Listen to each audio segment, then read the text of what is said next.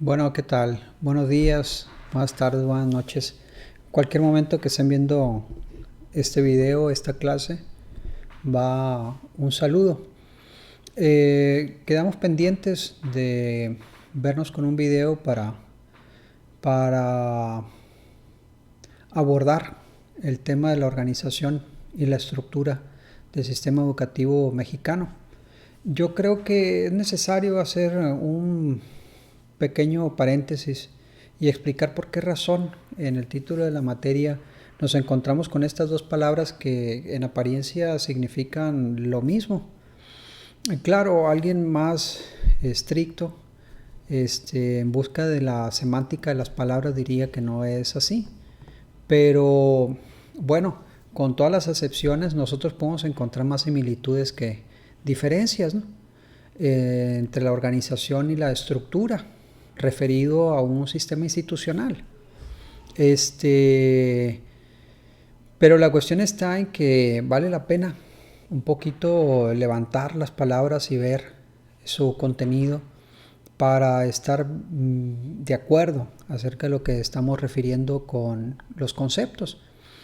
Cuando nosotros hablamos de la organización y la estructura del sistema educativo mexicano, estamos hablando de cómo este se dispone en la ley, cómo se encuentra jerárquicamente diferenciado, cómo nosotros vamos viendo sus niveles, sus grados y por supuesto la forma como la ley lo establece y lo confirma.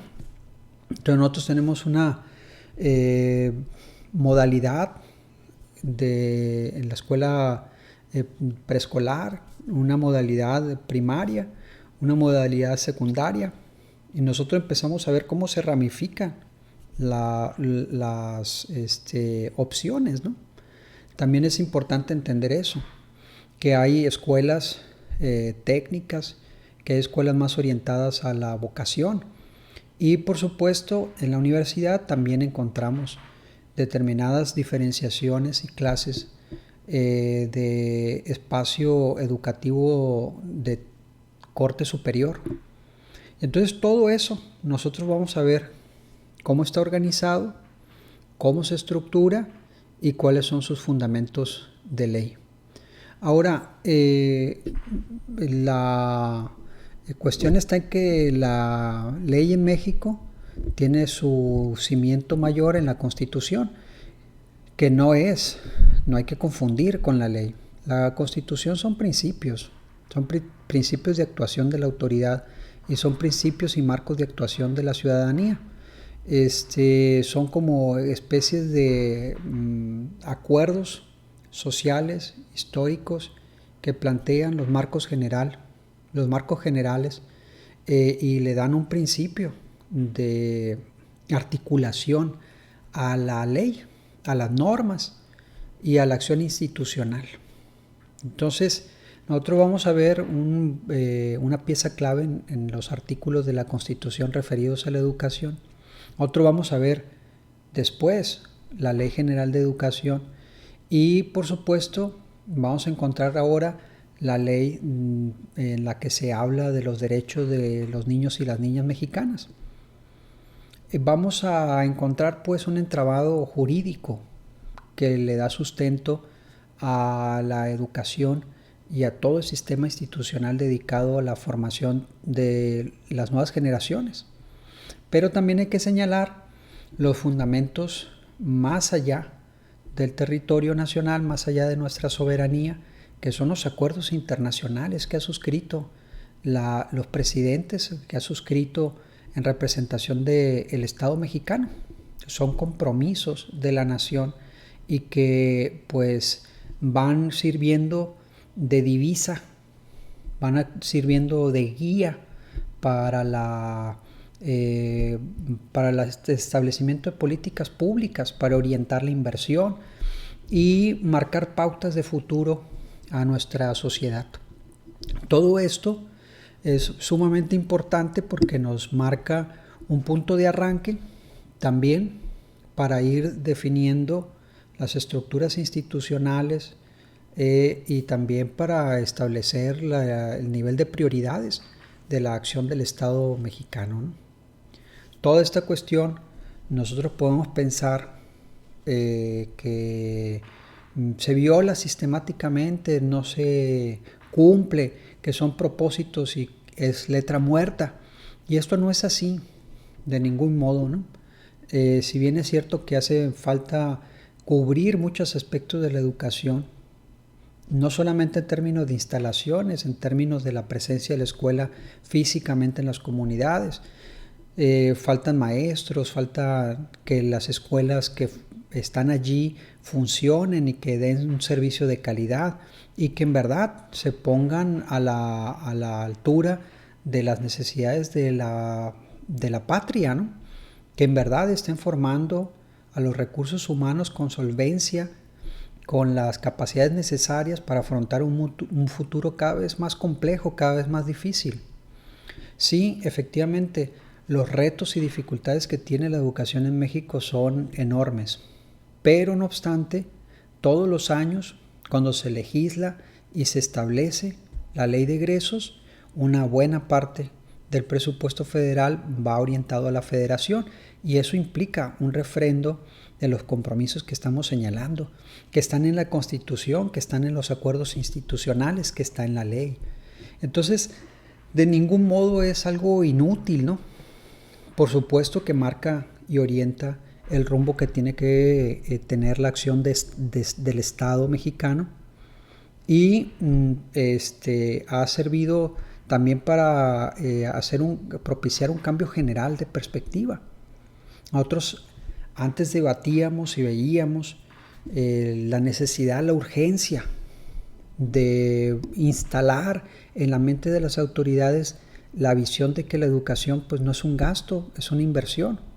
Y hoy se sabe perfectamente bien que el país se va a desarrollar solamente en la medida en que se cubra a nivel nacional la oferta educativa, que se profundice y que haga una oferta de mayor calidad y que por supuesto los índices de escolaridad de los mexicanos se consolide y nosotros podamos hablar de una media escolar, de una media escolaridad superior, ¿no? Que tenemos que avanzar también en ese punto. El perfil del estudiante, el perfil de los egresados, el nivel general cultural del país tiene que fortalecerse, ¿no? Yo creo que vamos caminando poco a poco. Creo que vamos a tener los alicientes necesarios para que se vaya fortaleciendo el entramado institucional y que tengamos una sociedad cada vez más capaz, cada vez más culta, cada vez más educada, cada vez más productiva, ¿no? Que es una cuestión que va inextricablemente unida.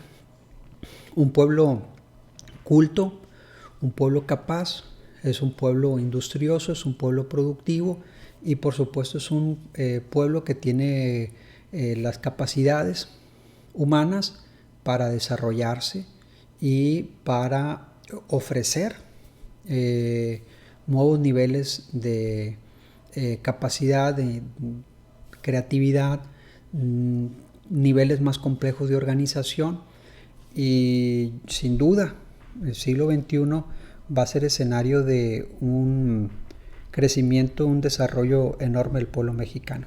Sobre todo si tiene la capacidad de no dar pasos atrás, de no sufrir una regresión y volverle a ceder el poder a partidos de pícaros. Es muy importante para el desarrollo de un país contar con una clase política, una clase dirigente honesta, pulcra en su actuar, de principios y que se preocupe por la salud, por la educación y el bienestar de la gente, de la sociedad. ¿Por qué es tan importantísimo eso? ¿Por qué remarcarlo? ¿Por qué suponer que en otros países no es tan importante? Bueno, lo que pasa es que México tiene una estructura política presidencialista. La autoridad ejecutiva tiene un enorme peso en la definición de políticas y en la orientación del actuar del resto de las autoridades. Nosotros vivimos en un presidencialismo con un centralismo muy fuerte. Entonces la figura del presidente, la figura de las autoridades tiene un peso específico hacia abajo. Entonces la jerarquía de responsabilidad en la actuación de todas las autoridades competentes pues es muy importante, la forma como se filtra hacia abajo, la forma como va marcando la pauta en la actuación de todas las figuras de autoridad. Entonces, en este sistema jerárquico político es importante elegir a la gente correcta, a la gente competente, a la gente honesta, a la gente que tenga una visión soberana, una visión nacionalista, una visión popular.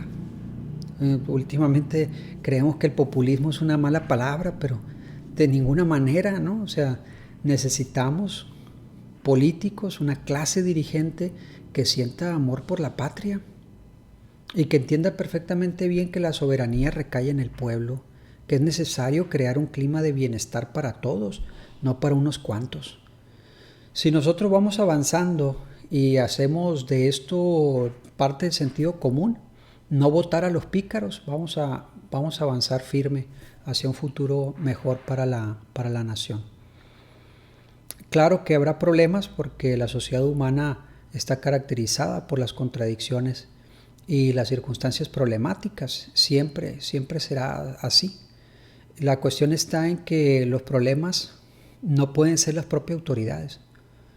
Los problemas no pueden ser el robo, el hurto, el desvío de fondos, la complicidad mafiosa entre la clase política y la clase empresarial parasitaria. Ese no puede ser el problema de México. El problema de México va a ser, y tiene que ser así, tiene que definirlo la sociedad, es cómo vamos a convertirnos en una nación de primer mundo. ¿Cómo vamos a avanzar nosotros hacia una modernización plena de nuestras capacidades? ¿Y cómo vamos a fortalecer las instituciones en el siglo XXI? ¿Cómo vamos a competir en la arena internacional con una cultura, una capacidad técnica fortalecida? Necesitamos instituciones fuertes y necesitamos una clase política honesta. Yo confío que el siglo XXI va a ser escenario de grandes cambios para México. Quiero mostrarles el día de hoy, avanzar un poquito sobre el plano internacional, los acuerdos que les he mencionado, en el marco de una reflexión general, que es el del derecho humano a la educación. Quiero compartirles la pantalla, permítame, para analizar este documento de la UNESCO. Es un documento muy interesante, es un documento del departamento, del área, de este importante organismo internacional que es la Organización de las Naciones Unidas, pero orientado, dedicado a la educación. Tiene un apartado muy importante para el caso de la formación de los recursos humanos de futuro y se centra especialmente en los niños, ¿no? Y en esta área, la cultura y la educación como un derecho humano. Una imagen allí importante, ¿no? Te cala un poquito en los huesos. Dile no a la discriminación en la educación. Los ojos profundos de este hombre, ¿no? Bien, ¿qué es lo que vamos a encontrar aquí? Pues nosotros encontramos un apartado sumamente importante de la Carta de Derechos Humanos, la Carta Universal de Derechos Humanos, que yo creo que es una carta que todos deberíamos de conocer. Todos los ciudadanos del mundo, todos los seres humanos deberíamos de conocerla y deberíamos de hacerla la piedra angular de toda la jurisprudencia, de todo el derecho. Todas las instituciones humanas deberían de normarse, ¿no?, por esa serie de principios. Leo un poquito. Dice la Declaración Universal de Derechos Humanos proclama que la educación es un derecho humano fundamental para todo el mundo, y este derecho se detalla en la Convención relativa a la lucha contra las discriminaciones en la esfera de la enseñanza. Pero ¿cuál es el significado exacto de esta afirmación? Ojo, ¿no? Porque tenemos un gran reto en el conjunto de los derechos humanos. La humanidad tiene grandes deudas. Por supuesto que tiene grandes deudas.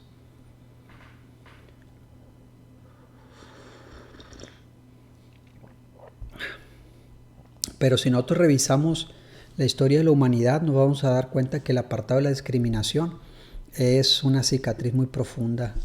Es una huella que lastima mucho a las sociedades. A la marginación y la discriminación de la pobreza, la marginación y la discriminación por el color de piel, por tu cultura, por tu ascendencia. La discriminación es una cosa que está allí, lastiman las relaciones humanas, los cuerpos sociales pueden llegar hasta enfermarse porque no tiene la capacidad pues de generar una cultura del respeto, del aprecio al otro, de la valoración de la diferencia. Eso es terrible, y ahí la educación tiene un papel muy importante.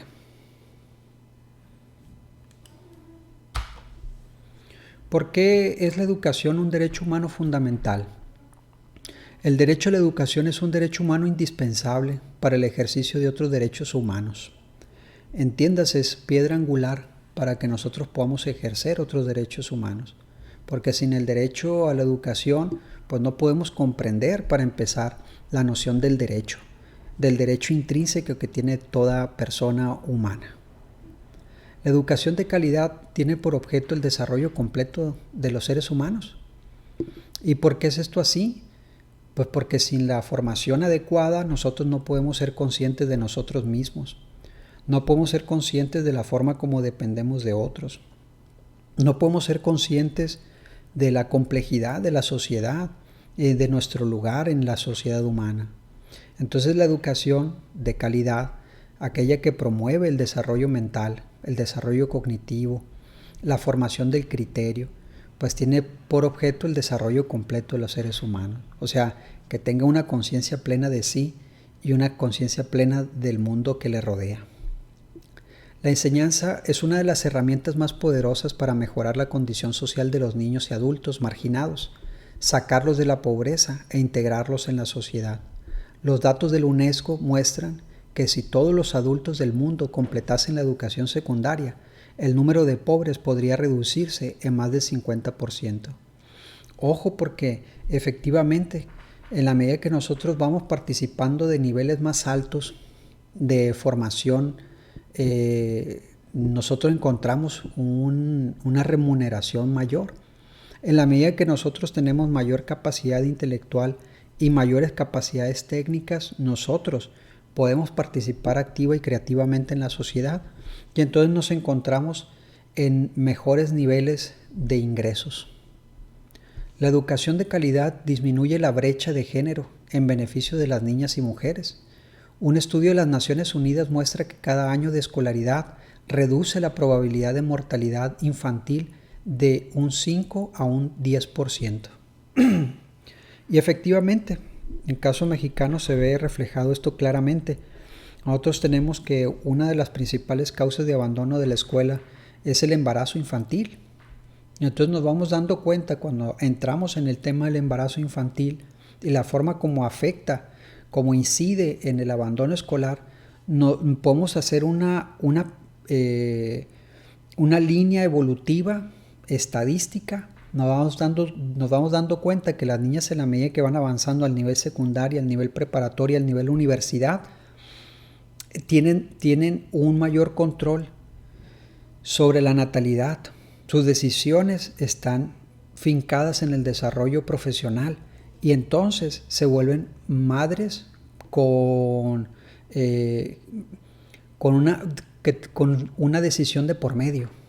O sea, Tenemos a madres que deciden serlo porque son profesionistas, porque son personas que han alcanzado un nivel de comprensión del entorno y tienen ambiciones personales que les permiten la planeación familiar. Y es, por supuesto, una cuestión muy relacionada con la mortalidad infantil y también con la mortalidad de madres. O sea, una sociedad donde las mujeres están más educadas, hay menos incidencia de muerte en partos. Para que este derecho humano sea eficaz, es preciso que exista igualdad de oportunidades, acceso universal a la enseñanza y criterios de calidad de aplicación obligatoria que se puedan monitorear. Ojo, es muy importante que tengamos la información, que tengamos las políticas adecuadas y que, por supuesto, ojo, tengan una perspectiva de género, ¿no?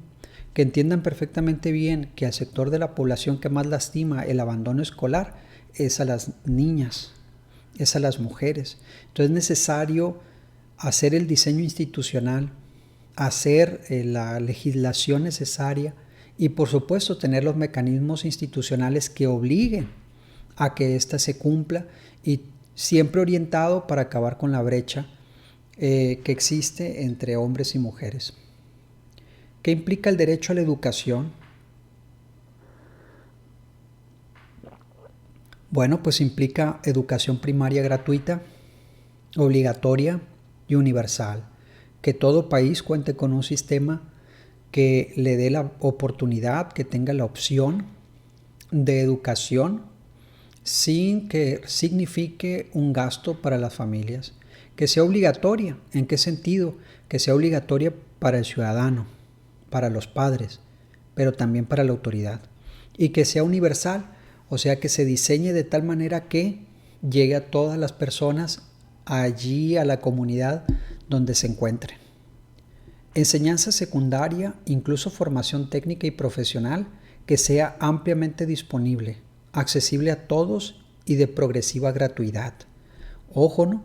Porque lo que recomienda la UNESCO es que la escuela esté allí, que esté a la mano, que tenga la modalidad necesaria para que no represente una disyuntiva para el niño, para el joven, que por ejemplo se ve la necesidad de trabajar. Bueno, pues que la escuela sea adecuada, que tenga el perfil, que tenga el diseño necesario para que no exista la disyuntiva de incorporarse al trabajo y abandonando la escuela. No, sino que tenga, por ejemplo, una modalidad de enseñanza de tipo técnica y de tipo profesional. Que tenga una modalidad, un perfil adecuado, de tal manera que el niño o el joven entienda que cursando, que yendo a la escuela va a encontrar un oficio, va a encontrar un trabajo. Entonces es necesario diseñar, rediseñar, encontrar la modalidad adecuada para que la educación sea siempre una buena opción. Educación superior accesible a todos sobre la base de la capacidad individual y de progresiva gratuidad. Enseñanza básica para quienes no han completado su educación. Ojo, porque en este caso el derecho universal a la educación debe de incluir a los adultos, debe de incluir a las personas que ya no están en edad de la enseñanza formal, de la enseñanza básica, digamos normal, pero que sin embargo haya programas institucionales que le den la oportunidad de avanzar en su formación. Oportunidades de formación profesional, una calidad homogénea en la educación mediante criterios mínimos. Ojo, porque la educación tiene que ser la oportunidad de una igualación de oportunidades. Formación y material didáctico de calidad para los docentes. Y aquí encontramos un punto muy importante que tiene que ver con la formación de recursos humanos, la formación profesional de profesores que corre a cargo de la autoridad. Es mucho, muy importante que el maestro cuente con un apoyo profesional de parte de la autoridad. O sea, que el maestro se sienta cada vez con mayores capacidades, que el maestro se sienta cada vez con mayor solvencia técnica y que el maestro comprenda mejor su materia de trabajo para hacer las cosas mejor y para tener un dominio de su oficio. Un sistema de becas y condiciones materiales adecuadas para el personal docente, o sea, un sistema de estímulos. Y que además ese sistema de estímulos forman parte del ambiente, un ambiente de trabajo decoroso. Que no solamente se le reconozca por medio de un programa de estímulos económicos, sino que además vaya a una escuela limpia, ordenada, donde la institucionalidad y la certeza, la certidumbre de que se cuentan con los materiales, de que se cuenta con el mobiliario, de que se encuentra con las instalaciones, que se encuentre con lo que necesita para desarrollar bien su trabajo. Todo esto redunda en un mayor bienestar para el profesor. Libertad de elección. Ojo, porque todo en este punto tiene que ver en la cuestión del diseño de la escuela y de cómo las necesidades de una comunidad o de determinados sectores entre los estudiantes abren las puertas como una oportunidad real. ¿Cuál es la situación actual? Aquí entramos en la parte triste de la cuestión. La situación actual es que aproximadamente 258 millones de niños y jóvenes no están escolarizados, según los datos del UIS para el año escolar que termina en 2018. 258 millones de niños y jóvenes que no están escolarizados, abandonaron la escuela, no conocen la escuela, son analfabetas, no han podido cubrir ese derecho, no lo han podido ejercer.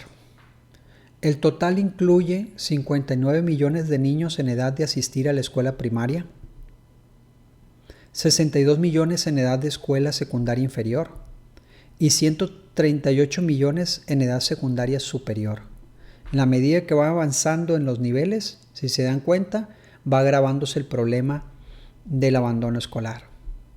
155 países garantizan legalmente 9 años o más de educación obligatoria. También tenemos que avanzar ahí. Tenemos que avanzar en hacer obligatoria preescolar, primaria, secundaria y preparatoria. Porque lo que es válido para México es válido para el mundo.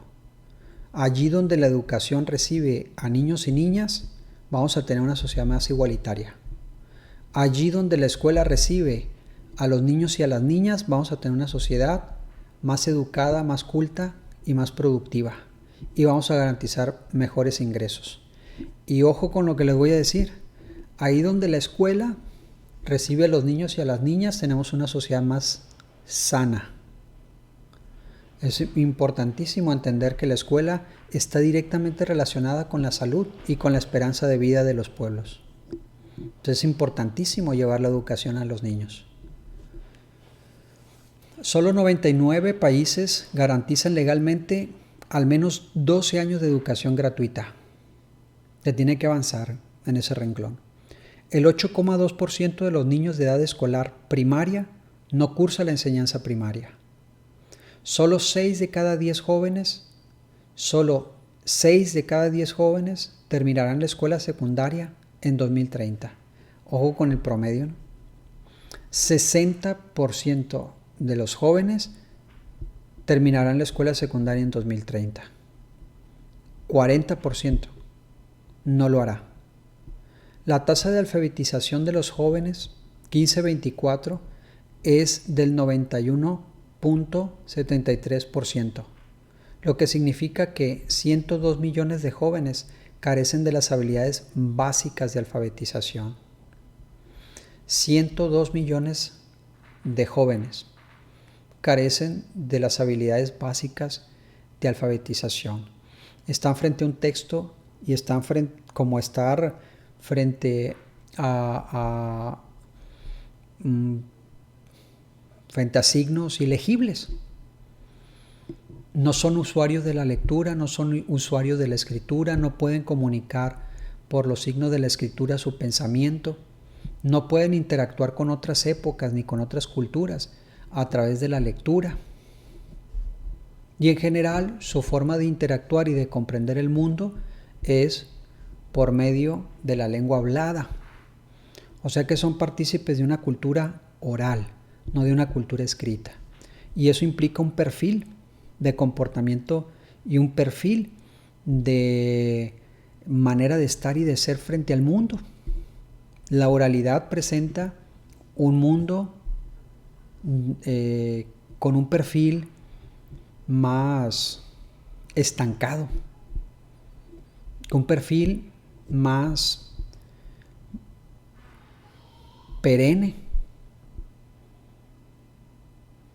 Es necesario participar de una cultura escrita para entender que el mundo se forja por la acción, por la voluntad del ser humano.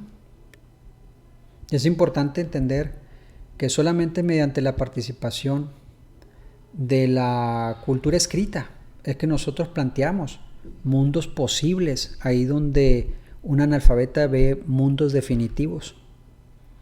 Entonces es importante que los jóvenes participen de una cultura escrita para que se hagan laboriosos y participen con sentido en una sociedad en crecimiento y en desarrollo. Bien, ¿cómo se garantiza el derecho a la educación? El derecho a la educación se establece de dos maneras: mediante los instrumentos normativos internacionales y mediante el compromiso político de los gobiernos. Existe un marco internacional sólido, formado por convenios y tratados, para proteger el derecho a la educación, y los estados que lo suscriben se comprometen a respetar, proteger y cumplir con este derecho. Ojo, porque no es, aunque a veces se nos antoje, creer que es papel mojado, que es letra muerta. No, de ninguna manera. Hay distintos mecanismos que le permiten a la UNESCO monitorear, captar información y comprometer a los gobiernos para que lo que han suscrito lo lleven a la práctica bajo la forma de políticas, leyes, normas e instituciones concretas que le den educación a los jóvenes. Es muy importante entender que esta monitorización se lleva a cabo a través de mecanismos, de visitas y, por supuesto, con la formación de datos que se le ofrecen también a los gobiernos para que puedan ver las curvas de evolución de sus acciones y políticas. Eso es muy importante. O sea, son cosas que se registran por medio de datos estadísticos y que te permiten tomar las decisiones correctas, corregir el rumbo en las políticas como se han llevado a cabo a lo largo de un ciclo y entender qué cosas han dado frutos y qué cosas no han dado frutos. Ojo, porque yo creo necesario enfatizar el hecho de que en la medida que tú tienes una sociedad más culta, tienes una sociedad más sana. Tienes una sociedad más culta y tienes una sociedad más productiva. Y si tú tienes una sociedad más culta, tienes una sociedad más rica. Aquí podríamos detenernos un poco y analizar el concepto de riqueza. No solamente hablamos de lo económico, no solamente hablamos de los ahorros, no solamente hablamos de la calidad de los servicios, hablamos de un orden cultural más rico que eso. Tiene que ver con la diversidad de experiencias que puede tener un pueblo que le permiten estimular a su vez la creatividad y multiplicar sus capacidades productivas, sus experiencias estéticas y por supuesto toda la dimensión cultural que hace que la vida se haga más plena. A eso me refiero con riqueza. O sea, sí es lo económico, pero también es lo espiritual. No es solamente lo económico, es lo económico, pero también una seguridad de otro orden. Es el respeto a la ley, el respeto a las instituciones, el respeto a la norma, es el respeto al otro. Eso te favorece, ¿no? En términos de la calidad del ambiente en el que vives. Todo eso pasa por hacer una sociedad culta. Y no estamos hablando de sueños irrealizables. Muchas sociedades han transitado por el camino de la cultura y el desarrollo y han logrado ambientes públicos, ambientes colectivos más sanos, más ricos en ese sentido. Bien, ¿cómo trabaja la UNESCO para garantizar el derecho a la educación? La UNESCO elabora, supervisa y promueve normas y criterios educativos a fin de garantizar el derecho a la educación en la esfera nacional y fomenta la consecución de los objetivos de la Agenda de Educación 2030. Ya hemos avanzado un buen trecho en ese proyecto. Ya estamos en 2021. Estamos a 9 años de evaluar si conseguimos esas metas o no. Se los dejo de tarea. Consigan y conozcan la Agenda de Educación 2030. También se esfuerza por garantizar que las obligaciones legales de los estados se reflejen en los marcos jurídicos nacionales y se traducen en políticas específicas. Es muy interesante la forma como una entidad transnacional, nacional, por decirlo de algún modo, más allá de los marcos soberanos de un país, va haciendo acopio de información, va presentándote una perspectiva sobre tu propia evolución y te compromete para cumplir y para corregir lo que tienes que hacer, porque te has comprometido con estas instancias, y además lo que tienes que corregir porque lo has hecho y no está rindiendo frutos. El apoyo a los estados para que establezcan marcos nacionales sólidos se refiere a los marcos institucionales nacionales sólidos que sienten las bases legales y las condiciones de una educación de calidad sostenible para todos. Esto se hace con parámetros que no son arbitrarios. Se va registrando la propia experiencia de cada país y se le va dando instrucciones, se le va dando los datos, se le hace partícipe del panorama que está viviendo internamente para que tenga conocimiento, para que haga acopio de experiencia y tome mejores decisiones. La promoción de los principios y las obligaciones legales relativos al derecho a la educación mediante investigaciones y estudios sobre sus aspectos fundamentales. Ojo con este punto, porque hay grupos de científicos profesionales que hacen visitas y que levantan estos datos y se ofrecen a las autoridades. El mantenimiento de herramientas en línea mundial sobre el derecho a la educación. Muy importante que las autoridades educativas tengan conocimiento de estos instrumentos, de estas herramientas y que se comprometan a asumirlas como un reto propio. El fomento de capacidades, los mecanismos de presentación de informes, es una parte importantísima. Los mecanismos de presentación de informes, compartir esta información con las autoridades nacionales que puedan ver la consecución de sus logros y la evolución de sus datos para discriminar qué políticas son correctas y qué políticas resultan inhanes o improductivas. Y la sensibilización sobre problemas esenciales, también un asunto clave. La creación de asociaciones y redes en torno a los temas principales, donde seguramente participa la sociedad civil, para crear un puente entre autoridades y sociedad civil, porque la formación y las reformas educativas pues es tarea de distintos sectores de la población. ¿Cómo hacer aplicar y monitorear la UNESCO el derecho a la educación? La Constitución de la UNESCO exige a los Estados miembros que presenten informes periódicos sobre las medidas que adoptan para aplicar los instrumentos normativos en el plano nacional, mediante consultas regulares.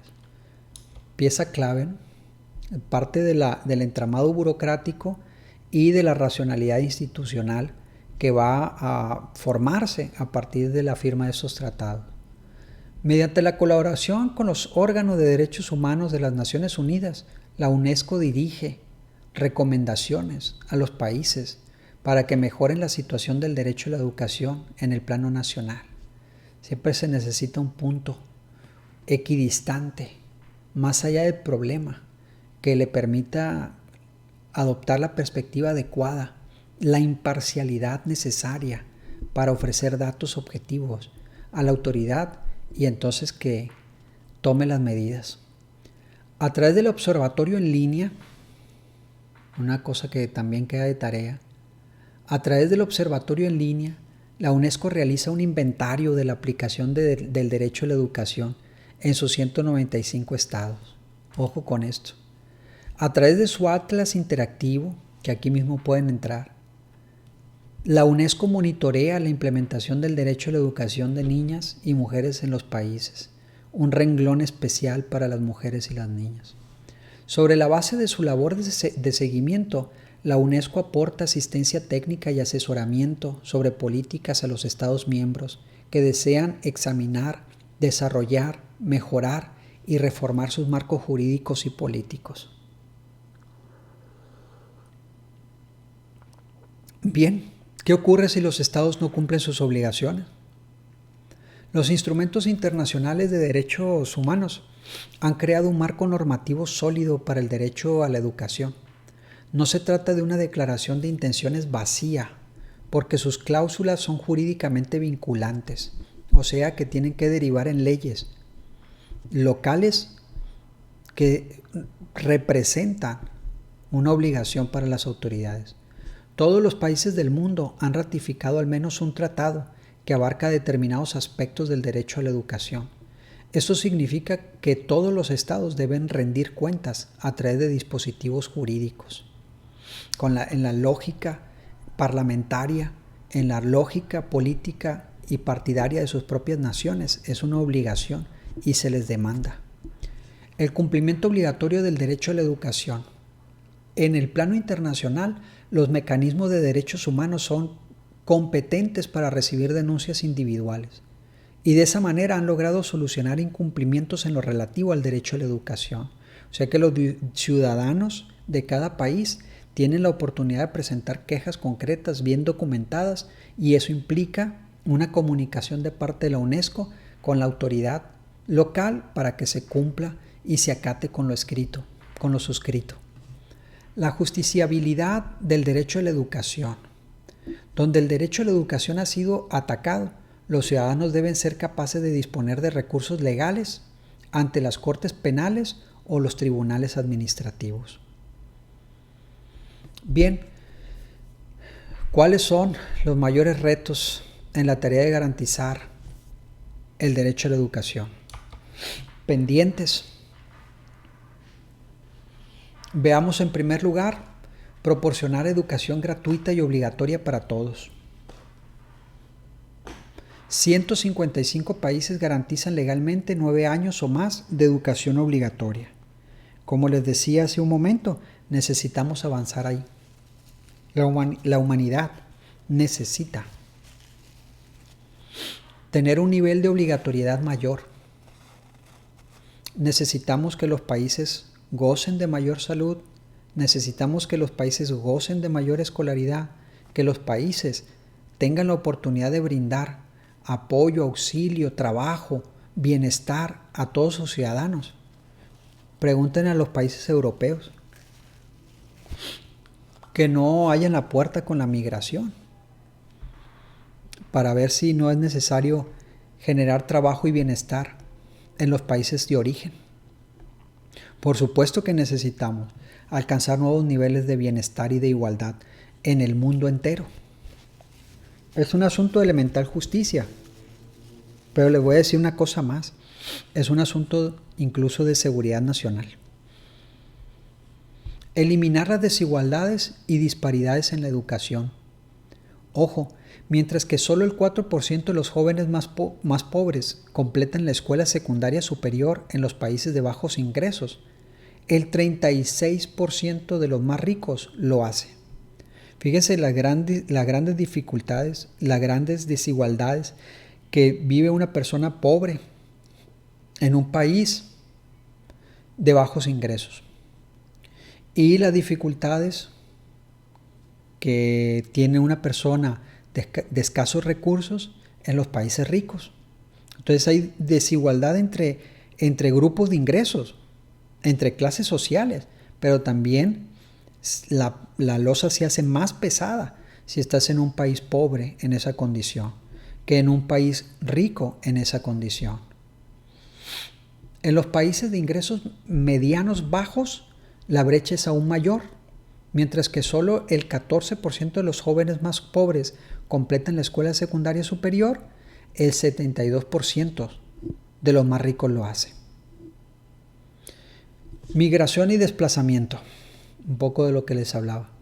Según un informe del ACNUR de 2019, de los 7,1 millones de niños, niñas y adolescentes refugiados en edad escolar, 3,7 millones, más de la mitad, no asisten a la escuela. O sea que desplazarse es quedarse sin escuela. Migrar es quedarse sin escuela. Ser un migrante en el mundo es prácticamente 50-50 sinónimo de ser analfabeto, de no tener escuela. Y eso ya han visto por párrafos anteriores cómo afecta la productividad, cómo afecta el bienestar, cómo afecta a los ingresos. La privatización y su repercusión sobre el derecho a la educación. Los estados deben alcanzar un equilibrio entre la libertad educativa y la necesidad de garantizar a todos una educación de calidad. Ojo, la presencia del servicio privado, la presencia de esta modalidad, de este tipo de educación de paga, debe de existir como parte de la libertad educativa. Y no obstante, el Estado no debe renunciar a su obligación de educar a la población. Debe de ser no solamente una opción, sino que debe ser el pilar de la educación de una nación, la educación pública, laica y gratuita y universal. La financiación de la educación. La Agenda de Educación 2030 exige que los estados dediquen a la educación al menos del 4 al 6% del Producto Interno Bruto o al menos del 15 al 20% del gasto público.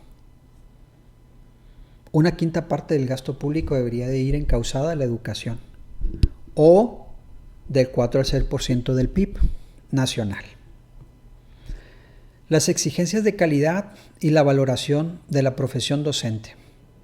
2/3, 2/3 partes de los 617 millones de niños y adolescentes que se estima que no pueden leer una oración simple o manejar un cálculo matemático básico están en el aula.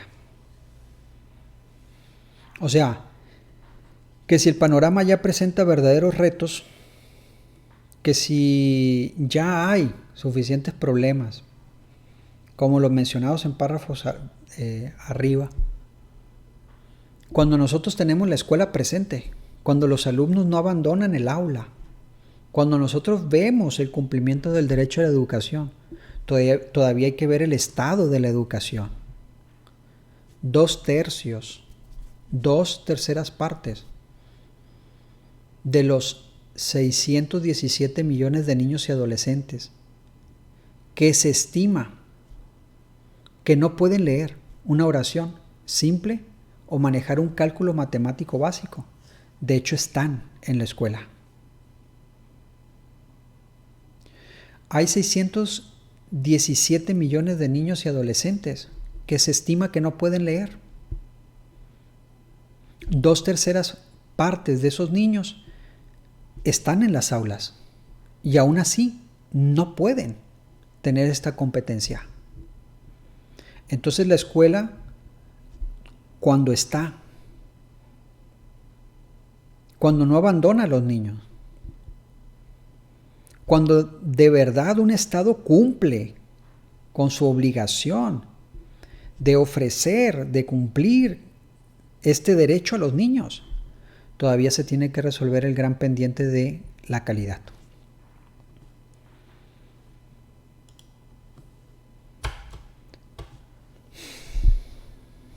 Bien, el derecho humano a la educación es un asunto crítico porque, como decíamos al principio, el ser humano requiere del conocimiento para asentarse plenamente, con total conciencia, con una comprensión plena del mundo, en un entorno. Participar activamente requiere el conocimiento. Necesitas actualizarte, ponerte al día con la cultura, saber la historia de tu país, saber cómo está estructurado y organizado en términos de sus leyes y sus instituciones el país. Necesitas hacerte de un conocimiento que te permitas participar como un sujeto productivo en las relaciones sociales de producción, para hacerte con un ingreso y ser independiente, para tener bienes, desarrollar una familia, ofrecerle bienestar y actuar de modo coherente en un entorno sociocultural. Necesitas de la educación para integrarte plenamente en la sociedad. Y por supuesto, ser una persona productiva, una persona creativa y una persona con un destino, con un trabajo en la tierra, que le puedas dar sentido a tu vida. Esta labor de dar sentido a tu vida implica estabilidad emocional, significa planear, significa ahorrar y significa también emprender. Todo esto que significa pues darle sentido a la vida implica compartir con otros tu destino, tener una pareja, tener una familia, ofrecerles un futuro y después ceder la batuta a las nuevas generaciones porque has cumplido tu parte. Todo este arco en la vida de un hombre o de una mujer pasa por la educación. Las sociedades pasan muchísimo tiempo o gastan muchísimas energías formándose a sí mismos, porque es muy importante que vayas estructurando, que vayas tejiendo, que vayas forjando tu futuro. Y es imposible que tú te marques en la mente la complejidad de todo este asunto si no cuentas con los recursos intelectuales que te ofrece la cultura. Y esto pasa pues por la educación formal. Es un derecho.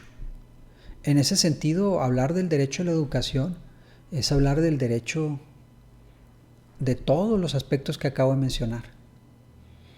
El derecho a la familia, el derecho al hogar, el derecho al trabajo, el derecho al bienestar, el derecho a la salud, el derecho a tener una identidad. Marquémonos un poco de un ejercicio de empatía con las personas que no tienen una familia, con las personas que no tienen una casa, con las personas que no tienen escuela, con las personas que no tienen un domicilio, las personas que no cuentan con otros, que los auxilien, que crean en ellos, que los amen. Las personas así existen. Claro que existen. En México tenemos millones de personas en condición de calle. Muchos de ellos eran personas normales, pero se van aflojando los lazos de seguridad de la persona y la mente colapsa. La identidad, la conciencia de sí, el yo, y todo empieza a perder sentido. el ir a la escuela, tener una responsabilidad de verse a otros. Y las personas salen un día de la casa y no vuelven. Quedan relegados como parias, como personas en condición de calle. Y la calle, la condición de indefensión que ofrece la calle, es terrible con el bienestar mental de las personas. O sea, en la medida que tú te vas alejando de las relaciones humanas y en la medida que tú vas perdiendo la capacidad de vincularte emocionalmente con otros y empiezas a cortar los destinos comunes que te atan a los demás, puedes perder la razón. Bueno, pues todo lo contrario, implica participar junto con otros, la comunicación productiva y el compartir el destino. Todo esto pasa por la educación, el cumplimiento de las metas educativas en plazos determinados. Y que te sumes a la labor, que te sumes a la obligación, que te sumes pues a la tarea de ser un ser humano. Bueno, valga toda esta reflexión para entender que la educación requiere de muchas energías en la sociedad porque el ser humano es un ser muy complejo. Necesita aprender la historia, necesita conocer su entorno, necesita conocer el mundo para formarse una imagen de sí mismo y darle cierta solidez y cierta orientación a su existencia. Hay que reconocer, hay que cuidar, hay que amar a la escuela. ¿Y quién más que ustedes que optaron a embarcarse en esta aventura de ser los futuros maestros? Los niños, las nuevas generaciones, las niñas necesitan que ustedes sean su ejemplo, que los inspiren, que los alienten, que creen en ellos. Un maestro te puede cambiar la vida. A mí, muchos maestros, generosos, buenos, capaces, creativos, pero sobre todo que creyeron en mí, que me respetaron, influyeron en mí positivamente. Yo quería ser como ellos. Y soy maestro. Bien, espero haber comunicado bien mis palabras, mi idea. Hay varios pendientes en el documento, espero que tengan la curiosidad de buscar lo que les comenté. Nos vamos a ver pronto. Les pido por favor que se cuiden mucho y a leer, a leer, a leer. El maestro tiene que ser un gran lector, tiene que ser una persona culta, tiene que hacer un gran trabajo consigo mismo, tiene que ser un ejemplo para todos los que le rodean, para todos los que le rodean. La persona que te vea tiene que decir, mira, ahí va un maestro, ahí va una maestra. ¿Por qué? Porque debe notarse en tu estilo, tu forma de hablar. Tienes que ser una inspiración para los demás. Cuídense mucho, nos estamos viendo. Hasta la próxima.